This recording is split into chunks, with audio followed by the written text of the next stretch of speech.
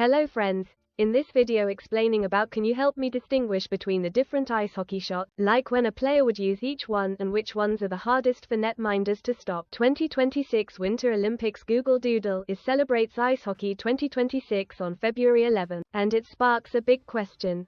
When you've ever watched ice hockey, you've probably heard commentators call out slapshot, snapshot, or backhand, but what actually separates these shots, and more importantly, which ones are the hardest for goalies to stop? In hockey, choosing the right shot is all about power, speed of release, and deception. Let's break down the main types of ice hockey shots and see them from a goalie's point of view. 1. The slap shot, the clapper.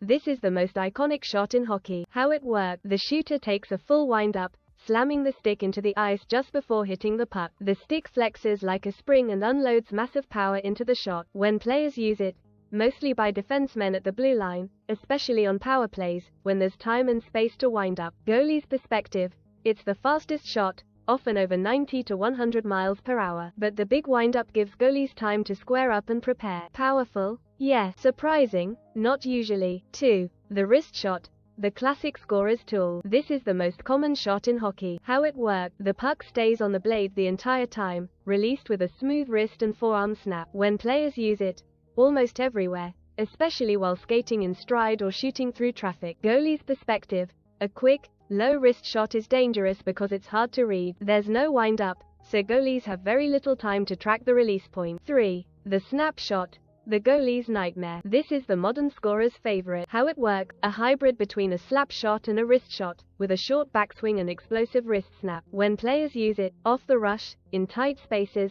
or any time a shooter needs to release the puck instantly. Goalie's perspective, many goalies consider this the hardest shot to stop. It combines near slap shot speed with the fastest release in the game. 4. The backhand, pure deception.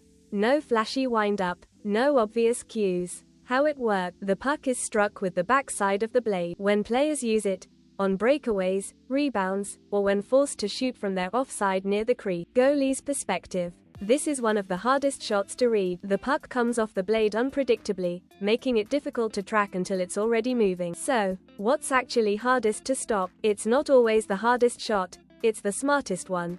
Goalies struggle most with quick release shots over raw power, deceptive backhand, lateral movement just before the shot, forcing the goalie to shift. Shots aimed 6 to 12 inches off the ice, too high for pads, too low for glove. A surprise 70-mile-per-hour snapshot is often tougher than a 100-mile-per-hour slap shot the goalie saw come. So next time you watch a goal, don't just look at the speed, look at the release, the deception, and the timing. That's the real art of scoring in ice hockey. Hope you get answer about can you help me distinguish between the different ice hockey shots, like when a player would use each one and which ones are the hardest for netminders to stop. If you enjoyed this breakdown, like, subscribe, and share. Thanks for watching this video on can you help me distinguish between the different ice hockey shots, like when a player would use each one and which ones are the hardest for netminders to stop.